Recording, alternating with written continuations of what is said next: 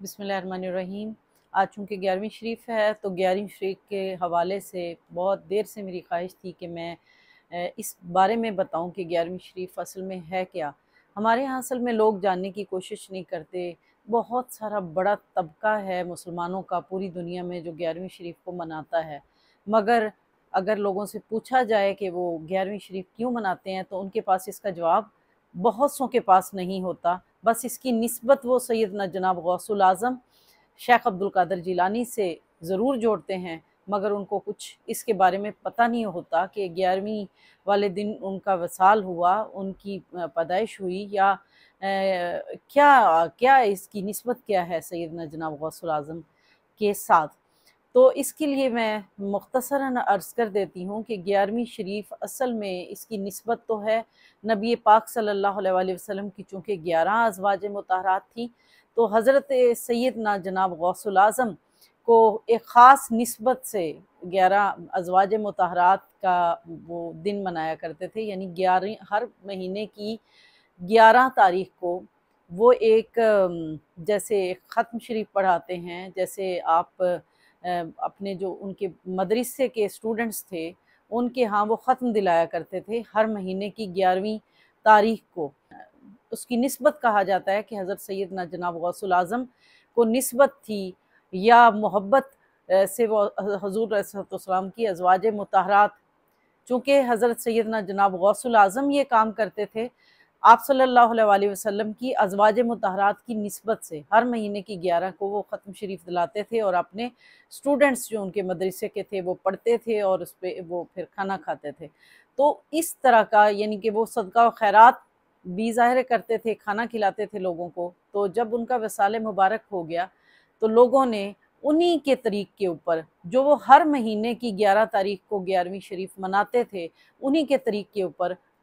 वो तो इस महफ़िल पाक का सवाब आप सल्लल्लाहु अलैहि वसल्लम की ज़ात अक़दस और आप सल्लल्लाहु अलैहि वसल्लम की अज़वाज मुतहरात जो उम्महातुल मोमिनीन हैं उनके लिए इसाल करते थे। मगर जब हज़रत जनाब गौसुल आज़म का वसाल मुबारक हो गया तो लोगों ने उनकी तक़लीद में जो उनका अमल था उसको जारी रखते हुए लोगों ने 11वीं शरीफ मनाना शुरू कर दी। और अब आप सल्लल्लाहु अलैहि वसल्लम के इसाले सवाब के साथ, आपकी अज़वाज मुतहरात के इसाले सवाब के साथ हज़ूर जनाब गौसुल आज़म के लिए इसाले सवाब करना भी मुसलमान शुरू हो गए। और इस तरह से ये 11वीं शरीफ जब सब कंटिनेंट में आई, बरे सगीर पाक व हिंद में आई, तो लोगों ने इसका नाम 11वीं शरीफ रख दिया। यानी अगर ये बगदाद में थी तो ज़ाहिर है अरबी नाम से इसको पुकारा जाता था या हर महीने की 11वीं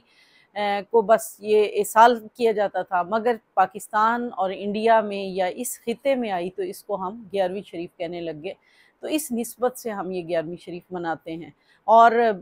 महाफ़िल मुनक़्क़िद की जाती हैं। इसमें आप हज़रत सैयदना जनाब गौसुल आज़म की मनक़बत पढ़ी जाती है, उनके फ़ज़ाइल बयान होते हैं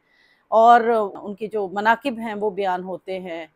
उनकी करामात का बयान होता है और खाना तक़सीम होता है। और मुसलमानों का ये वतीरा और शेवा है कि मुसलमान आपकी याद मनाते हैं। इस तरह से 11वीं शरीफ जो आप ही का अमल था उसका ये तसलसल है। अब सवाल ये पैदा होता है कि हम सब 11वीं शरीफ मनाते हैं तो उससे हम हासिल क्या करते हैं। हमें जब भी ये इवेंट्स मनाए जाते हैं तो इन शख्सियात का ना सिर्फ हम इन इवेंट्स को मनाते हुए इन शख्सियात की तालीमात को हमें मद्देनज़र रखना चाहिए, बल्कि उनके फरमूदात, उनके इल्म, उनके मकाम को न सिर्फ हमें बयान करना चाहिए बल्कि हमें अपनी ज़ाती ज़िंदगी में इसको इम्प्लीमेंट करने की कोशिश करनी चाहिए। चूँकि हर महीने ये ख़त्म पाक होता है तो हर महीने अगर हम हज़ूर सैयदना जनाब गौसुल आज़म की तालीमात के ऊपर बात करें, उनके इल्म के ऊपर बात करें, उनकी इल्म के लिए खिदमत के ऊपर बात करें, उनके करामात के ऊपर भी बात करें, मगर हम उसमें अमल का पहलू भी हो। जहाँ पे हमारी अकीदत है, जहाँ पे हमारी मोहब्बत है, जहाँ से हमें ये फैज़ मिल रहा है, वहाँ पे अकीदत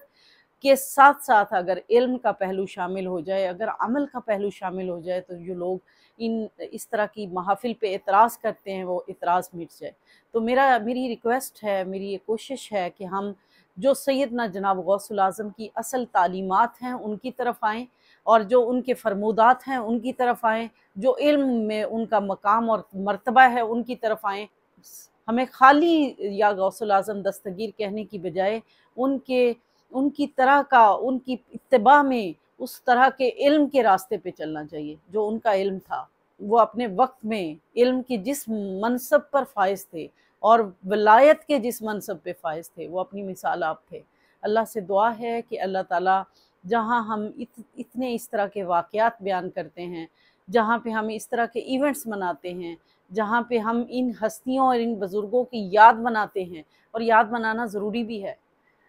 वहाँ पे हम इनकी तालीमात की को भी अगर रिवाइज़ करते रहें और इनकी तालीमात का भी कोई दर्स हम हासिल करते रहें, जहाँ पे हम 11वीं शरीफ का के लिए न्याज़ देते हैं, तो वहाँ पे अगर उस न्याज़ के साथ-साथ, उन मनक़बतों के साथ-साथ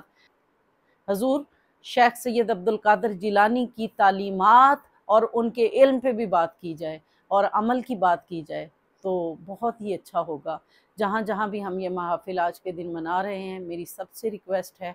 कि आप हज़ूर सैयदना जनाब गौसुल आज़म की शख्सियत और उनकी तालीमात के ऊपर बात करें और उनकी तालीमात को आगे फैलाएँ, क्योंकि असल जो औलिया का जो असल वरासत है वो इल्म है, अम्बिया की असल वरासत इल्म है। तो हमें इल्म को आगे फैलाना चाहिए, ना सिर्फ इस पे खुद अमल करना चाहिए बल्कि दूसरों को इसकी तरगीब भी देनी चाहिए। वमा अलैया इल्लल बलाग।